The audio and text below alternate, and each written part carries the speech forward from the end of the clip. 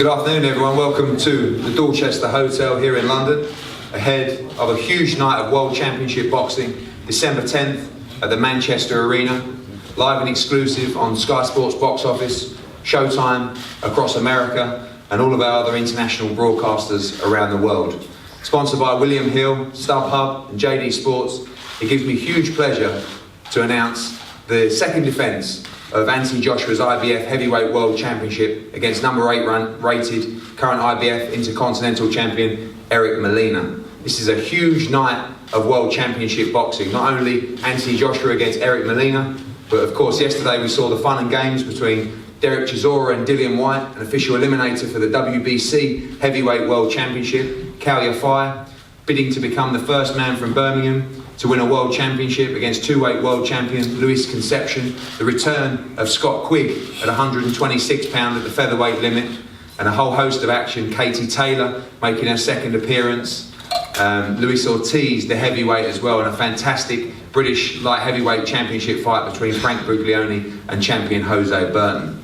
We're going to talk more on the fight shortly and hear from all the members across the table, but for right now, we're going to go from Andy Burton for Sky Sports News for some live questions. Yeah, gentlemen, we are live on Sky Sports News HQ today, so just a reminder to keep the language in check, which I'm sure won't be a problem from both of you guys. Anthony, it's the first time that we've seen you in the ring, as Eddie just said, since that defence against Dominic Breazeale. So you've had a good break. Relatively speaking, it's a long break for you in terms of inactivity. Do you come into this refreshed, or is there a danger that you're perhaps a little rusty? I wouldn't say rusty. I'd definitely say, I'm not going to say camp is smooth, I've had the greatest camp ever, because it's always tough. It's always, exhausting on the body, but a break is needed. I live in the gym. That's what I've been doing since I was 18, and I haven't taken my foot off the gas pedal.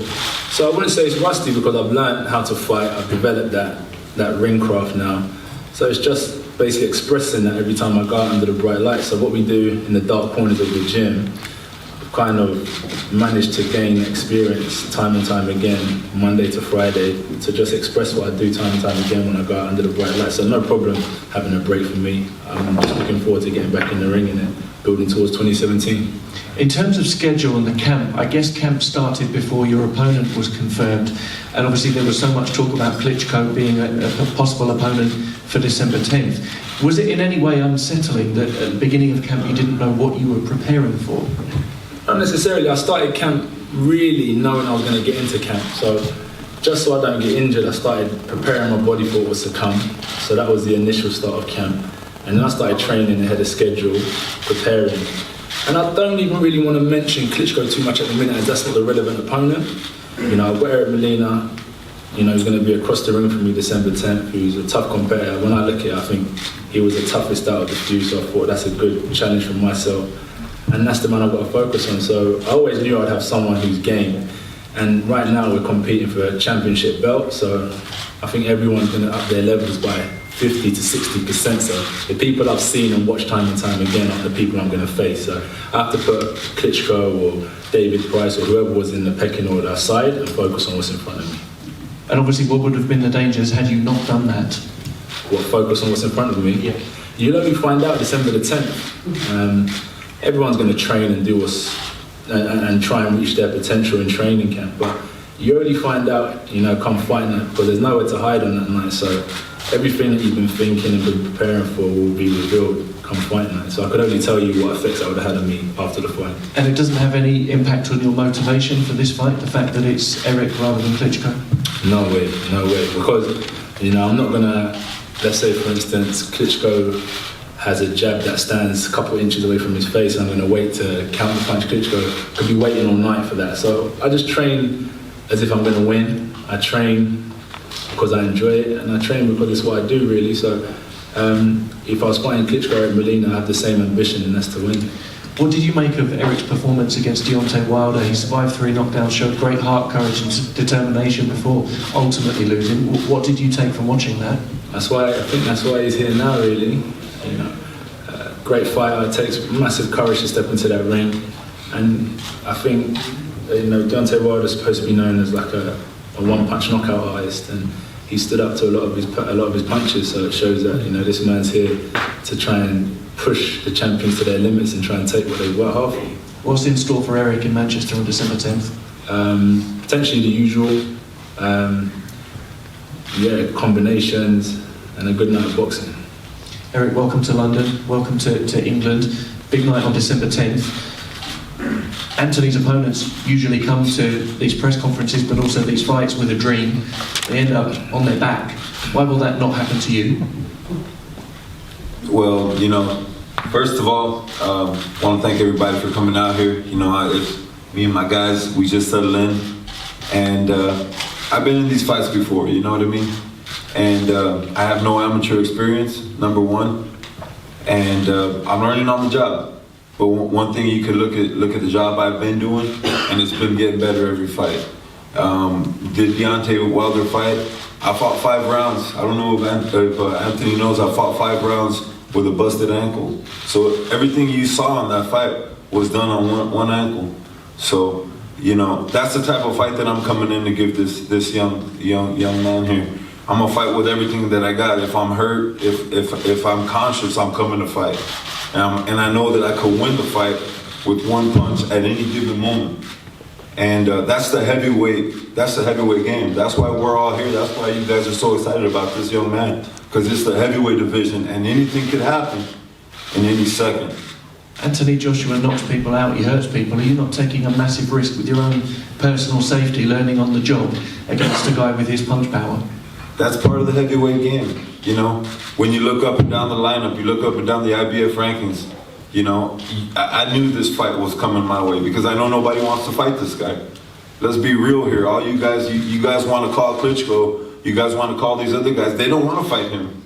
They don't want to fight. They'd rather go fight other people. They'd rather go fight for the other belts than to go through this man right here.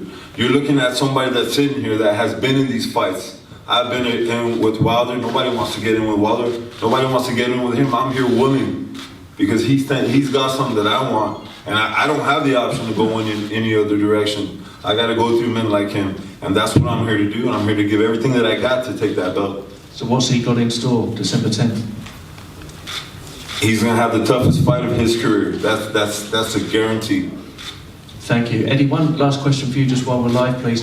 Can you confirm, is it right that Klitschko is planning or possibly going to come to Manchester on December 10th? Is he going to be there? Yeah, he'll be ringside. I mean, away from the focus of these guys, I think it's disrespectful to talk about Klitschko when Anti's got to come for Eric Molina, and it's wrong to talk about Klitschko when Anthony Joshua's got, I believe, the toughest fight of his career to date on December the 10th. Klitschko will be there, we'll work behind the scenes, and of course we've got a plan for Anthony Joshua's future beyond Eric Molina, but he's got the toughest job to do, which is to be triumphant on December the 10th. Gentlemen, thank you. Thank you very much. Now we're going to pass over. You've played with me on social media for weeks and weeks for an opportunity, not just Anthony Joshua, any heavyweight, you told me. Anyone who wants it on December 10th. Luis Ortiz, David Price, Dillian White, it doesn't matter. Anthony Joshua, of course, was the #1 goal. How hungry are you for this? How hungry are you to become, like Roberto said, the first Mexican heavyweight world champion? I mean, definitely the momentum from the Adamek fight, going into Poland and knocking out Tomasz Adamek, which had never been done, never been put on his back for 10 seconds. We had a lot of momentum, and I felt it was time to take some time off from work and put 100% into put everything that I had into this. And when we finally signed to fight Joshua, a lot of people were like, "Hey, man, you worried about going to fight him over there? You worried about this?" And in this sport, you worry about other things, or I worry about other things. To go a year without a chance, without a big fight. So I was on Eddie. Hey, I want a big fight. It didn't matter who. It didn't matter who. It didn't matter where. It didn't matter what time. I was ready to fight, and I was ready to come and bring everything that I got and continue the momentum. Just so happened that fighters didn't want to do what they didn't want to take certain fights, and the fight comes my way. I'm thankful, and we're ready to go. I know you feel you've justified your shot at the title. Obviously, a great performance against Wilder, a big win against Adamek, and I know the other people that were put into the pot for the fight, you were quick to poo-poo them and say, no, I'm the guy that should be next. Yeah, back at home, people know me as a certain type of fighter. They know me for one thing that since the first day of my career, I lost in the first round. But I want to just let the people here know something right here. What the back of my shirt says.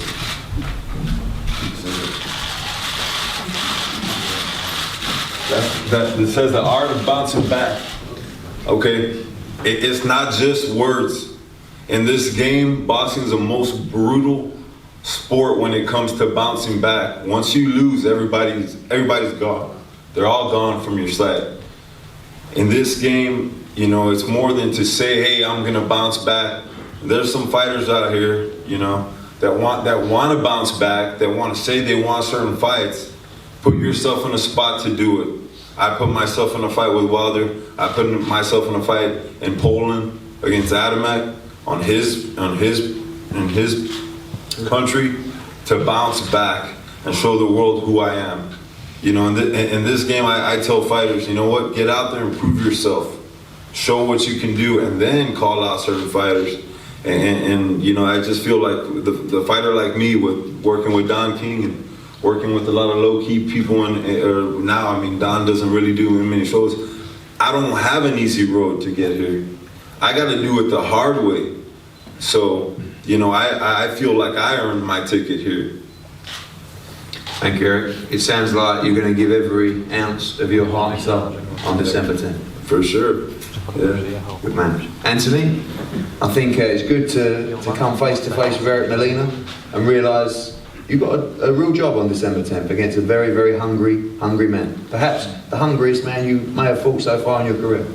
Yeah, most definitely. Especially at the stage right now, with what's at stake, especially in this, as you said, with Sky Sports and everyone here supporting and giving us massive attention, it's a good chance to show what you're capable of as well. I think, I don't want to talk about my story as such and where I've come from and everything, but I'm here and I don't play games. I'm serious about what I do and I'm serious about moving forward. And it's hard because sometimes I don't come here with a script. You know, what I can do is speak from the heart, and I just look forward to just competing and showing what I'm capable of, and that's all it comes down to. And the best man will walk away. And I said it before, whatever Eric's destiny is, will be shown December 10th. If his destiny is to become the heavyweight champion, so be it. My destiny is to continue on the route I am, on a dominant performance, and that's just how it goes in my head. So I wish him and his team the best of luck, and I appreciate everyone out here supporting him from the top to the bottom of the show.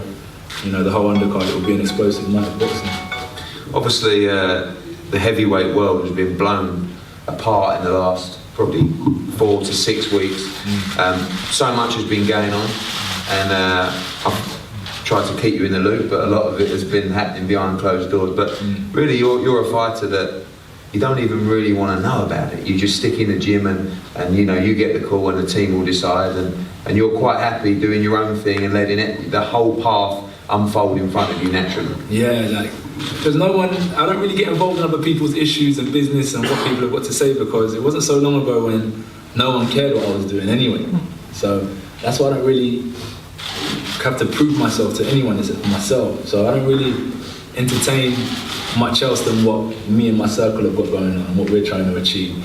And yeah, so there's so much going on. The division's been blown wide open, but people have been saying that since 2011, 2012. You know, the division's wide open, and they'll forever sing that until you said a true dominant force, like the days of Tyson's and Holyfield's come back and they like the division. And it's not so much about the name brands and the hype. I think it's about people like Eric that are saying they're coming with 100% heart. It's not about hype. You know, this is a gladiatorial sport, and we come together and and you know, recently there's people that have been brain damaged and passed away in the ring, so put our lives on the line. So forget the hype, we're coming together and we're just trying to bring boxing back to where it was. And finally, away from the Lions Den, as it's called at the O2, up to Manchester. Incredible pre-sales, sold out yesterday within 11 minutes. The general sale today, I think we sold 15,000 tickets in just 5 minutes. Huge support for you, and a chance for you to go north and take your show on the road up in Manchester. Yeah, it seems that the product don't fail us, so we're on the roll. I think it gives people an opportunity to get out of London, have a little weekend away. Manchester's a beautiful place, and I think it should be good. I think it should be entertaining, but I'm there to provide entertainment, so I've got a job at hand first and foremost before I start celebrating. But yeah, just going to stay focused in the meantime. I don't mind that it's in Manchester because inevitably it's just like a ring's moved from one arena to another, but the same rules and regulations apply throughout the contest. So yeah, Manchester, the Lions Den, it's all the same job, you know, same ropes, one referee, and just me and Eric. At the end of the day, the whole team steps out of the ring and it's just left to us to handle business. Thank you, Anthony. That's December the 10th, and we can't wait to hear from the Olympic gold medalist making his second defence, Anthony Joshua, and the challenger, a very, very hungry Eric Molina. It's going to be a great fight. We're going to pose now for photos up on the stage, and then all the fighters are available for one-on-ones as well. Thank you very much. Hey fight fans, if you guys haven't already done so, make sure you download the Behind the Gloves app. It's free, and it features really cool stuff like a fight calendar that reminds you of all the upcoming fights, and it allows for you to, with one click, to remind yourself directly to your phone. And it also features 24/7 breaking news that's going on in boxing. So make sure you guys go ahead and do that and subscribe to this channel.